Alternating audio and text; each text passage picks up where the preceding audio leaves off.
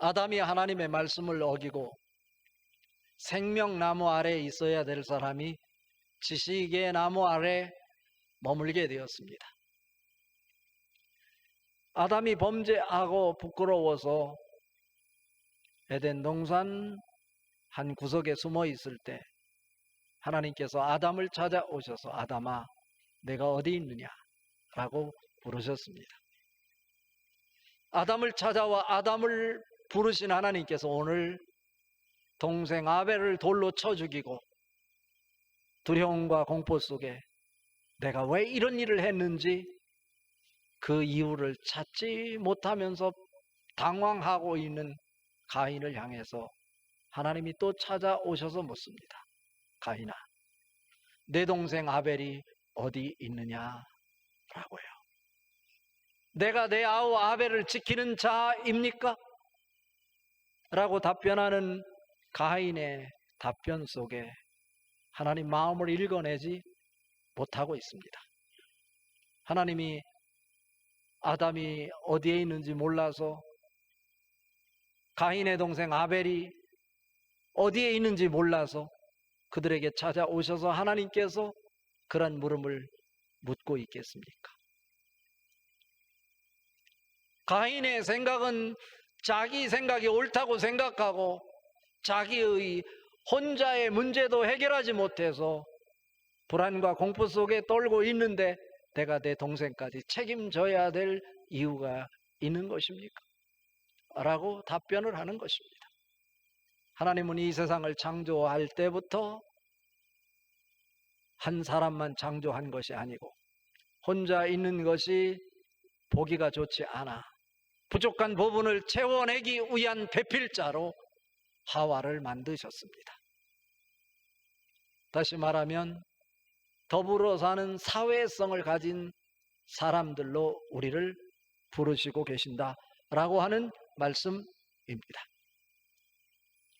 아담을 찾아오셨고 가인을 찾아와서 그 정체성을 물으신 하나님, 오늘 이 시간 여러분 한 사람 한 사람에게 찾아오셔서 여러분 이름을 부르시며 내가 무엇을 하고 어떤 모습으로 내 앞에 서 있느냐라고 묻고 있는 것입니다.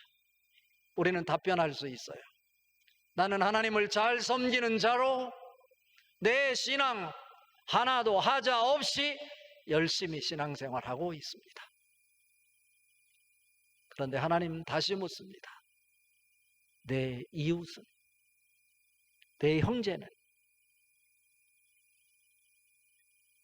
누가 돌볼 것인가? 라고 말이죠. 사회성을 묻는 거예요. 교회라고 하는 것 자체가 공동체성을 의미합니다.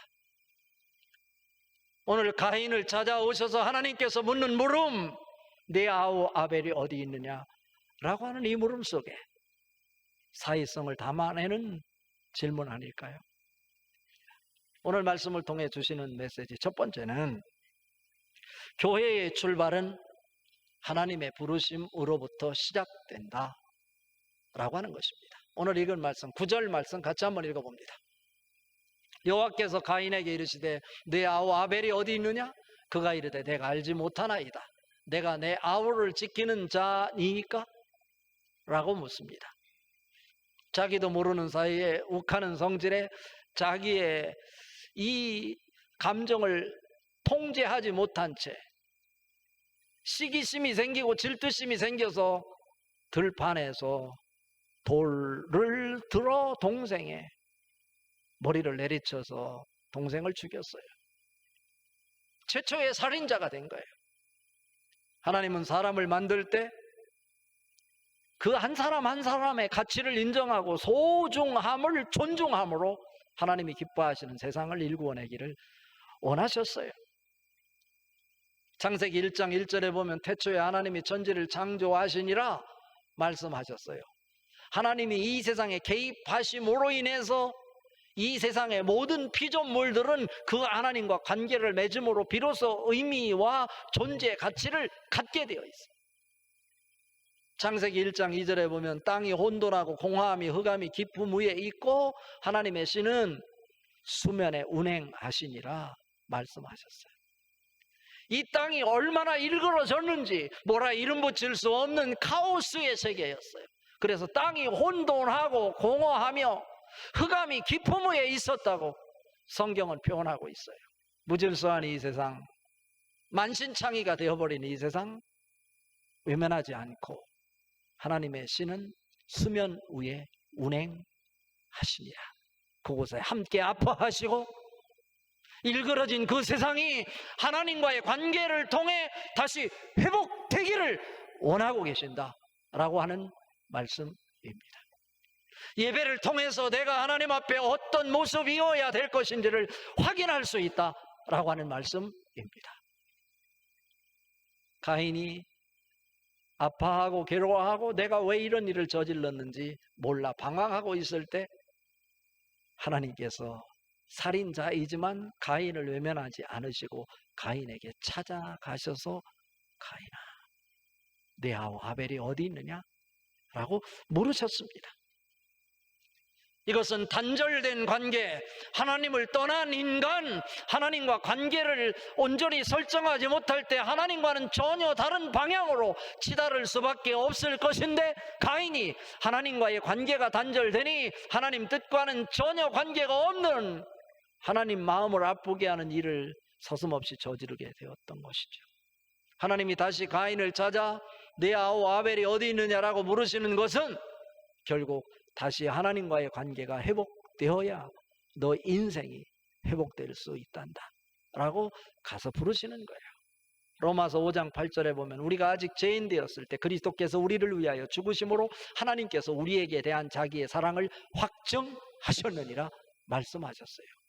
교회가 뭡니까? 교회를 헬라어로 에클레시아라고 합니다. 에클레시아의 그 포인트는 어디에 있냐면 밖이라는 거예요.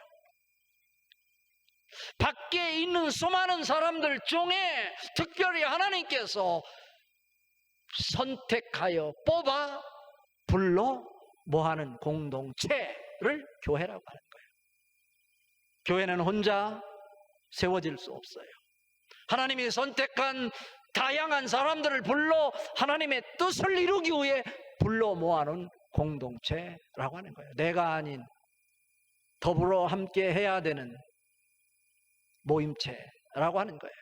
그런데 그 출발이 누구로부터 시작이냐면 내가가 아니고 하나님이 가인을 찾아오셨듯이, 하나님이 아담을 찾아오셔서 그의 이름을 불러주셨듯이 우리가 세상 속에 있을 때 우리 가운데 찾아오셔서 우리의 이름을 불러주시고 세상의 수많은 사람들 가운데 우리를 선택해서 뽑아서 이곳에 불러 모아 하나님의 사명과 뜻을 이루기 위한 공동체로 세워주셨다라고 하는 거예요.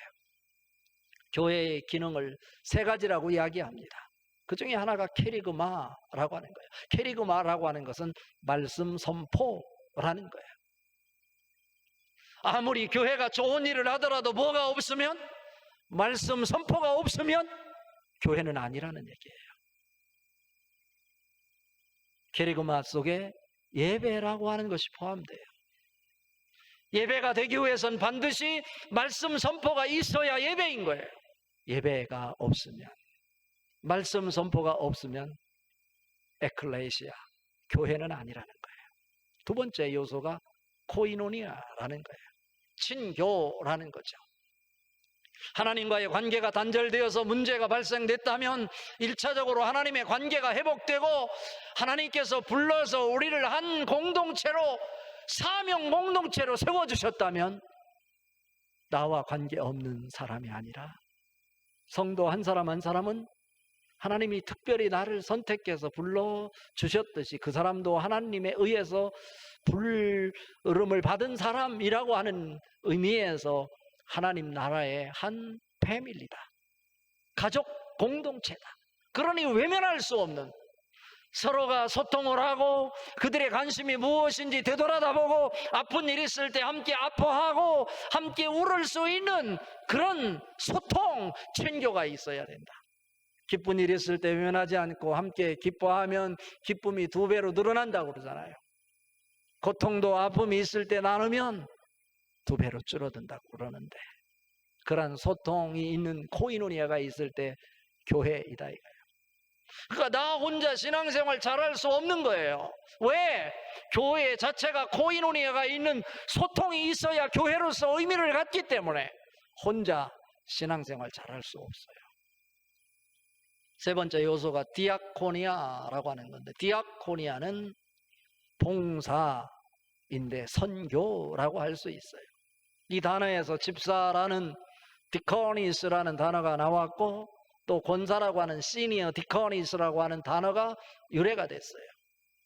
그런데 이 봉사는 단순히 교회 안에서만의 봉사가 아니라 세상을 향한 봉사를 담아내는 디아코니아예요. 선교는 단순히 복음을 전파하는 것만 선교가 아니에요. 복음을 전파하고 복음을 받은 사람들이 처해져 있는 상황이 일그러진 부분이 있다면 일그러진 부분을 치유함으로 하나님이 기뻐하시는 샬롬의 세계를 만들어내는 것 포함할 때 비로소 선교라고 할 수 있는 것이죠. 교회가 이 3가지 기능을 감당할 때 교회로서 의미를 갖는다. 지금 동생을 쳐 죽인 가인에게 하나님이 찾아오셔서 내 아우 아벨이 어디 있느냐? 라고 묻는 물음 속에 교회의 공동체의 모습을 회복해야 하지 않겠냐? 라고 하는 물음으로 저에게는 들리는 것입니다. 혼자 아닙니다. 우리가 그렇다면 여러분 한 사람 한 사람에게도 지금 하나님 찾아오셔서 여러분 이름을 부르시면서 너는 무엇을 했느냐? 라고 물으실 것인데, 교회 공동체 속에 어느 곳이 됐든지 혼자 신앙생활하는 것이 아니라 적재적소에서 어떤 역할을 하고 있는지 하나님께서 묻는 물음이시다 라고 하는 거예요. 그 물음 앞에 우리는 2번째 단계로 넘어갈 수 있는데, 그렇다면 2번째 단계는 교회의 사명이 무엇인지를 예배를 통해서 확인해야 한다라고 하는 것입니다. 10절 말씀 같이 읽어봅니다. 이르시되 내가 무엇을 하였느냐? 내 아우의 빗소리가 땅에서부터 내게 호소하느니라 말씀하십니다.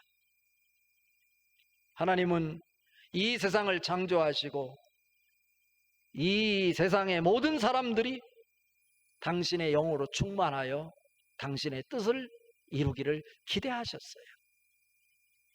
첫째 날부터 6일이 되는 날까지 매일매일 피조물을 만드시면서 하나님께서 그 피조물을 보시고 하나님이 보시기에 좋았더라. 6째 날 사람을 만드시고는 그냥 좋았더라가 아니고 하나님이 보시기에 심히 좋았더라 말씀하셨어요. 그리고 7일째 안식일을 만드셨어요. 한 사람 한 사람을 만드시고 그 사람이 잘나서 그 사람이 아리따워서 하나님이 보시기에 좋았더라 말씀하셨을까요? 아니에요. 하나님이 그들을 만들 때 그냥 만드시지 않고 당신의 형상을 따라 만들 때 당신께서 기대하시는 것, 하나님의 뜻을 이 땅에 이루어내는 일을 당신의 영으로 충만한 사람들, 하나님과 관계를 맺은 사람들이 이루어내기를 기대하면서 그가 그리시는 그 아름다운 세계가 이 한 사람을 통해서 만들어질 것이다 라고 하는 것을 기대할 때 하나님 마음은 설레셨어요. 그래서 하나님께서 그냥 다른 피조물을 만드는 그러한 모습을 보고 하나님이 보시기에 좋았더라 정도가 아니고 하나님이 보시기에 심히 좋았더라 표현하고 계십니다. 교회의 기능을 제대로 감당할 때 우리는 그 일을 감당할 수 있는 것입니다. 하나님과의 관계가 단절되니까 가인이 하나님 뜻과는 전혀 관계없는 형제의 관계가 깨지고 이웃과의 관계가 깨지고 그래서 자기 동생을 쳐 죽이는 이런 어처구니 없는 일을 저지르게 된 것입니다. 오늘 10절에서 뭐라고 얘기합니까? 내가 무엇을 하였느냐? 내 아우의 핏소리가 땅에서 내게 호소하느니라. 여기서 한번 주목해 보십시오. 피와 소리는 함께 상존할 수 없는 거예요. 여기 피라고 하는 이 히브리어 단어가요, 땀이라고 그래요. 그런데 이 땀이라고 하는 단어가 잠잠하다, 고요하다 라고 하는 뜻이 있는 따맘에서 유래한 단어예요. 그렇다면 잠잠하라, 고요하라고 하는 뜻을 가지고 있는 이 피가 어떻게 소리를 낼 수 있어요? 그 자체가 고요한 거고 잠잠한 거고 아무것도 반응하지 않는 것이 피일 것인데, 이것은 무엇을 얘기하는 걸까요? 여기에서 땅으로부터 내 아우의 핏소리가 호소하느니라 할 때, 여기서 호소한다 라고 하는 단어가 초아킴이라는 단어를 쓰는데, 이것도 단순히 말하는 정도가 아니라 부르짖다, 대성방곡하다, 호소하다 라고 하는 뜻이 강렬하게 반영되어 있는 차크라고 하는 동사에서 나온 분사형이라는 거예요. 그 얘기는 뭐냐면, 한번 이렇게 호소하고 부르짖고 간청하는 정도로 끝나는 것이 아니라, 자기가 원하는 것 이루어지지 않으면 끝까지 계속해서 내가 부르짖고 호소하고 땅을 뒤흔들어 이 세상을 뒤흔들겠다, 뭐 이런 의미를 담고 있는 표현이에요. 왜 그럴까요? 자기의 죽음이 너무나 억울해서 내가 가만히 있을 수 없습니다. 의로우신 재판장이신 하나님께서 나의 억울한 이 누명을 재판해 주셔야 됩니다 라고 호소하는 아벨의 핏소리입니다. 소리를 낼 수 없는 피가 땅을 진동하면서 하나님께 호소하고 있는 것입니다. 이 말씀을 통해서 우리에게 주시려고 하는 하나님의 마음은 뭘까요? 이 세상에서 아무리 보잘것없고 연약한 존재라 할지라도 우리가 그들을 함부로 대해서는 안 된다 라고 하는 것을 가르쳐주는 말씀이에요. 가인이 자기를 위해서라면 자기 동생까지도 아무 의미 없이 그를 짓밟아서 죽여도 괜찮다라는 생각, 하나님께서는 용서할 수 없다는 거예요. 내가 볼 때는 내 눈으로 별 볼 일 없는 것 같지만 하나님께서 사랑하시는 사람이라는 거예요. 한 사람 한 사람. 이 세상에 존재하는 피조물이라 할지라도 하나님의 사랑을 담아서 창조한 피조물인데 소중히 여기는 마음을 가져야 된다. 이게 바로 사회성, 사회적 책임, 교회가 감당해야 됨을 가르쳐주는 말씀 아닐까요? 이것을 어디서 알 수 있어요? 예배를 통해서 우리는 확인할 수 있는 것입니다. 가인에게 묻는 물음을 동일하게 오늘 물을 거예요. 자, 오늘 말씀의 결론은 하나님의 완전하신 보호 가운데 있음을 예배를 통해서 확인해야 한다 라고 하는 거죠. 가인은요, 자기 동생을 죽이고 두려움에 사로잡혀 있어요. 가인은 동생을 죽인 자, 살인자예요.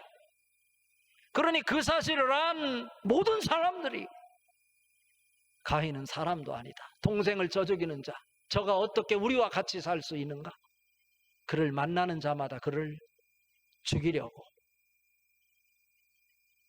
그를 기다리고 있어요. 이것을 누가 알고 있냐면 가인이 알고 있는 거예요. 어떤 사람은 가인은 아담과 하와가 난 최초의 인간인데 사람이 어디 있겠나 말하지만, 성경에 나온 것으로 아담이 하와를 통해서 난 최초의 인간이 가인이지만, 이 가인이 활동할 때 당시에 많은 사람들이 존재하고 있었다라고 우리가 가정을 하고, 가인이 이렇게 동생을 쳐 죽였는데 그를 그냥 내버려 두겠어요? 어떻게 해서라도 죽이려고 하겠죠. 이러한 사실 때문에 가인이 공포에 두려움에 사로잡혀서 내가 무섭습니다. 그러면서 오늘 성경 14절 15절에 보니까 가인의 심정이 어떤지 우리는 확인할 수 있는데 같이 한번 읽어봅니다. 14절 15절 주께서 오늘 이 지면에서 나를 쫓아내시온즉 내가 주의 낯을 배웁지 못하리니 내가 땅에서 피하며 유리하는 자가 될지라. 물은 나를 만나는 자마다 나를 죽이겠나이다. 여호와께서 그에게 이르시되 그렇지 아니하다. 가인을 죽이는 자는 벌을 7배나 받으리라 하시고 가인에게 표를 주사 그를 만나는 모든 사람에게서 죽임을 면하게 하시니라. 먼저 우리는 누구의 마음을 볼 수 있냐면 가인의 마음을 볼 수 있어요. 주께서 나를 쫓아내시온즉 내가 주의 낯을 배웁지 못하게 될 것이다. 그래서 내가 유리하는 자가 될 거다. 여기서 주의 낯이라고 하는 것은 주님의 얼굴이라는 얘기인데, 얼굴 히브리어로 파님이라고 그러는데 이 단어의 뜻은 뭐냐면 보호하심, 지켜주신다 라고 하는 뜻이 있어요. 하나님이 이 지면에서 나를 쫓아내시면 내가 주님의 얼굴을 볼 수 없어. 내가 유리하는 사람이 될 수밖에 없을 것이다. 이 말씀은 뭐냐면 하나님께서 나를 지켜주시지 않으면 나는 온전한 인생 살아갈 수 없습니다. 그래서 떠도는 나그네 도망자 신세로 전락할 수밖에 없습니다 라고 고백하는 거예요. 나를 죽이려고 하는 사람이 나를 삼키려고 가는 곳마다 나를 기다리고 있을 것입니다. 어떻게 살아요? 가인이 살 수 없어요. 공포예요. 그 자체가. 어떻게? 여기서 만나는 자마다 모체이라고 하는 분사형으로 쓰여 있고요, 나를 죽이리라, 죽이겠나이다 라고 하는 이 단어가 미완료형으로 쓰였다는 거예요. 한번 어떤 사람을 피하면 끝나는 것이 아니라 나를 만나는 사람들이 계속해서 이어질 것이고 그 일이 끝나지 않고 미완료형으로 계속해서 나를 죽이려고 나를 추격할 것이다. 이런 계속 지속될 것을 이야기하고 있는 거예요. 우리의 모습 아닐까요? 때로는 불안하고요, 누가 나를 죽일 것 같고 나를 모함하는 것 같고. 그런데 가인은 두려워서 공포에 사로잡혀 있는데 하나님이 뭐라고 답변하시냐면 그렇지 아니하다, 그렇지 아니하다 라는 거예요. 너희 생각과 하나님의 생각이 다르다라고 하는 것을 분명히 보여줍니다. 우리는 미래가 희망이 없는 것 같지만, 내 건강을 생각하면 나 인생은 이것으로 끝나는 것 같지만, 내가 어떤 문제가 있을지라도 하나님은 그렇지 아니하다 말씀하십니다. 이사야 55장 8절 9절에 이렇게 말씀하십니다. 이는 내 생각이 너희 생각과 다르며 내 길은 너희 길과 다르니라. 여호와의 말씀이니라. 이는 하늘이 땅보다 높음과 같이 내 길은 너희 길보다 높으며 내 생각은 너희의 생각보다 높음이니라. 아멘 아닙니까? 내 생각에 사로잡혀 두려움과 공포에 사로잡혀 있지 말고 하나님 말씀 붙잡고 하나님 생각 붙잡고 살아가는 여러분 될 수 있기를 바랍니다. 여기서 말하죠. 하나님께서 그렇지 아니하다. 가인을 죽이는 자는 벌을 7배나 더 받을 것이다 라고 가인에게 표를 붙여주었다 라고 말씀하고 있어요. 여기서 7배라고 하는 것은 쉐바라고 하는데 히브리어로 부엘쉐바 할 때 맹세의 우물이라고 그러잖아요. 여기서 이 쉐바라고 하는 것은 7의 쌍수인 7배라는 뜻이기도 하지만 이집트나 아라비아 그 고대 근동에서 페르시아 등지에서도 이 7이라는 숫자를 거룩한 숫자, 완전한 숫자로 해석을 했어요.